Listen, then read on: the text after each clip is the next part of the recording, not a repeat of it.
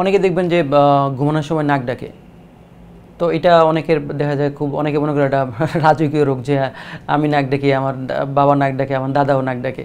তো এরকম অনেকে অনেক কিছু বলে। তো নাক কেন ডাকে? নাকটা হচ্ছে কি, যে আপনার যখন ঘুমাবেন, আমার ঘুমটা হচ্ছে এটা শান্তির ঘুম, আপনার পুরো শরীর থাকবে রিল্যাক্স। তো ওই যে গলার যে শ্বাসনালী যেটা আছে ওইটাও আপনার রিল্যাক্স থাকে। তো রিল্যাক্স হয়ে গেলে হয় কি, যাদের আপনার একটু মোটা হয় তারা কী হবে, তাদের ওই যে শ্বাসনালীটা সরু হয়ে যায়, তখনই তার নাক ডাকে। এবং এই যে নাক ডাকলে একটা পর্যায়ে যদি কারো দম বন্ধ হয়ে যায়, তখন ব্রেনে স্টিমুলেট যায় যে হ্যাঁ শরীর তো অক্সিজেন পাচ্ছে না, তখন ব্রেন আবার করে সিগন্যাল পাঠায়, তখন আবার সে একটু জেগে উঠে আবার সে নাক ডাকতে থাকে। তো এভাবে চলতেই থাকে। তো কাঁধের নাক ডাকে। তো আমরা যেটা বলি কি, বয়স যখন আপনার 30 থেকে উপরে হবে, 30 থেকে 60-70 বছর পর্যন্ত দেখা যায় নাক ডাকা, কেউ জীবনে নাক ডাকা নেই এরকম না, ঠিক আছে। এবং কেউ যদি আপনার ধূমপান করে, আমরা বলি যে ধূমপান করে তার 3 গুণ রিস্ক বেশি থাকবে হচ্ছে নাক ডাকার। আর যারা আপনার পুরুষ যদি বলি, যারা ছেলেদের আপনার 2 থেকে 3 গুণ বেশি নাক ডাকে। অনেকের দেখবেন যে আপনার টনসিল বেড়ে যায়, অথবা আপনার বাচ্চাদের যদি অ্যাডিনোড বড় হয়, অনেকের ম্যান্ডিবল বড় হয়, অনেকের নাকের হাড় বাঁকা থাকে, অনেকের নাকের মাংস বেড়ে যায়, অনেকে হয়তো ফেরিংসে বা লেরিংসে কোনো টিউমার থাকে, তখন এইসব কারণে অনেক সময় নাক ডাকতে পারে। আর সবচেয়ে যেটা বড় সমস্যা, যে কারো যদি স্বাভাবিক ওজনের চেয়ে আপনার 6 কেজি, আমরা বলি যে 10% যদি ওজন বেড়ে যায়, তাহলে তার 6 গুণ রিস্ক বেশি থাকে নাক ডাকার। তো আর কী সমস্যার কারণে নাক ডাকতে পারে, যে অনেকে যেমন থাইরয়েডের সমস্যা থাকবে, তার ওজন বেড়ে যায়, আমরা বলি অ্যাক্রোমেগালি, তার সব কিছু পার্টস শরীরে সব কিছু একটু লম্বা থাকে, বড় থাকে। আপনার অনেক সময় পার্কিনসন ডিজিজ বলি, অনেক সময় কিডনি সমস্যা থাকে, অনেক সময় দেখা যায় লিভারের সমস্যা থাকে। তো এই অনেকগুলো কারণে এরকম নাক ডাকতে পারে। তো নাক ডাকার রোগীরা আপনার কী সমস্যা নিয়ে আপনার কাছে আসবে? যে নাক ডাকে সে কিন্তু কিছু বলতে পারে না, সে তো আরামে ঘুমায়, সে কিন্তু বুঝে না যে সে নাক ডাকে। কী হয়, তার যে পার্টনার, তার হয়তো ওয়াইফ বা তার রুমে যে থাকে, সে বলবে যে হ্যাঁ তুমি তো নাক ডাকো। নাক ডাকতে ডাকতে একটা পর্যায়ে তোমার দম বন্ধ হয়ে যায়, তুমি হুড়মুড় করে উঠে বসে, মনে হয় শ্বাস বন্ধ হয়ে গেছে।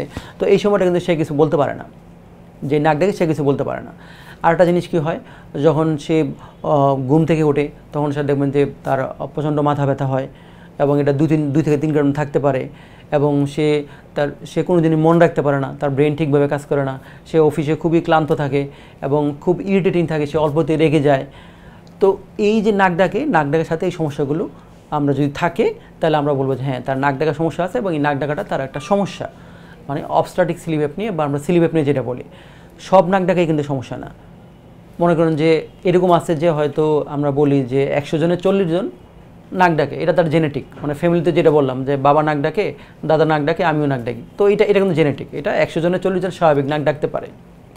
তো নাক ডাকার সাথে যদি দম বন্ধ হয়ে যায়, এবং দিনের বেলা যদি সে অল্পতে ঘুমায় যায়, তাহলে এটা সমস্যা। মনে করেন হয়তো পড়তে বসলো বা ক্লাস করতেছে, বা অনেকে যে দেখা যায় অনেক ড্রাইভার ড্রাইভিং করার সময়, বা আপনার সেমিনারে, বা হয়তো নামাজ পড়তেছে, নামাজ পড়ার পর বসে আছে, বা টিভি দেখার সময়, পত্রিকা পড়ার সময় অনেকে অল্পতে ঘুমায় যায়।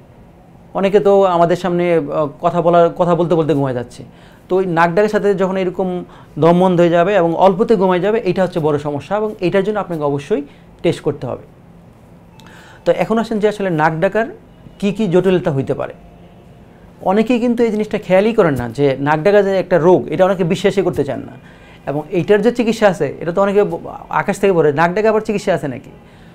খেয়াল করবেন, যখন আপনি নাক ডাকবেন, তাহলে কী হবে, যে আপনার দম বন্ধ হয়ে যায়।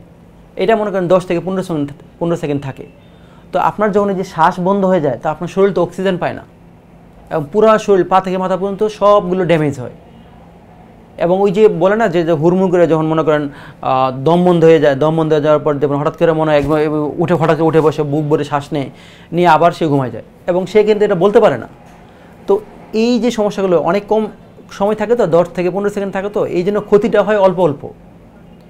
এবং এই যে 10 থেকে 15 বছর পরে দেখবেন তার কিডনি ড্যামেজ হয়ে গেছে, অথবা অনেকে দেখবেন যে কিডনি পয়েন্ট 2 থেকে 3 থেকে 4 হচ্ছে, তার কোনো খবর নাই, সে জানে না কেন হচ্ছে, ওষুধ খাচ্ছে ভালো হচ্ছে না।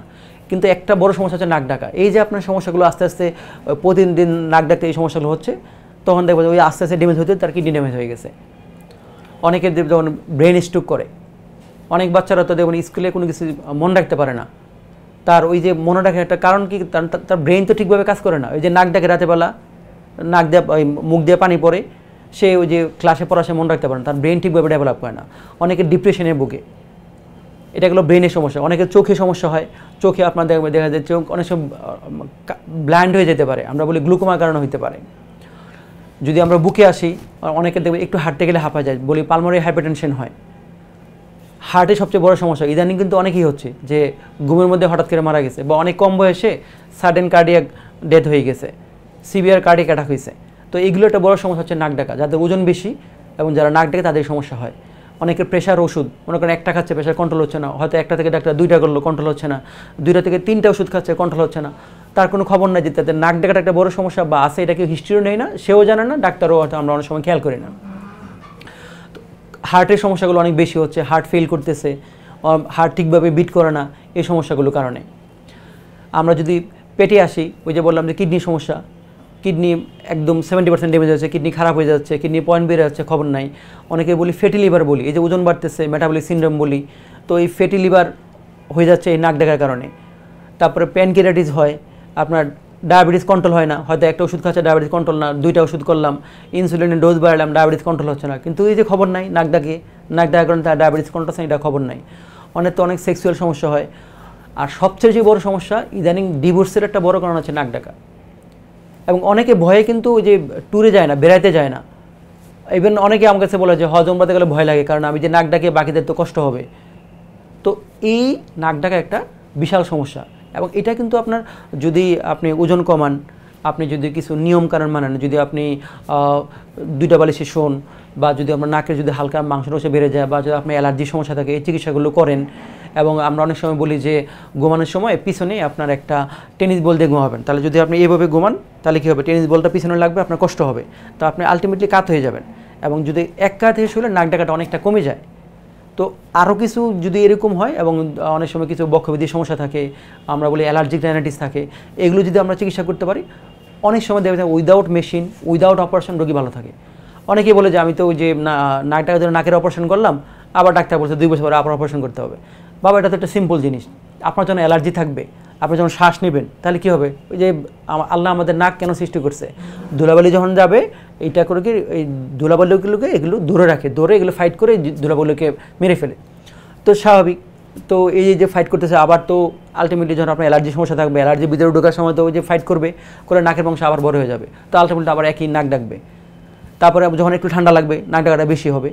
তো আমরা এই জিনিসগুলো খেয়াল রাখবো। যদি অ্যালার্জি সমস্যা কারো থাকে, বা এই যদি কারো ওজন বেশি থাকে, যদি এগুলো চিকিৎসা করি, দেখবেন নাক ডাকাটা অনেকাংশে আপনি ভালো থাকবেন, আপনার কিডনি ভালো থাকবে, আপনার হার্ট ভালো থাকবে, আপনি অনেকগুলো বড় বড় সমস্যা থেকে বেঁচে যাবেন ইনশাআল্লাহ।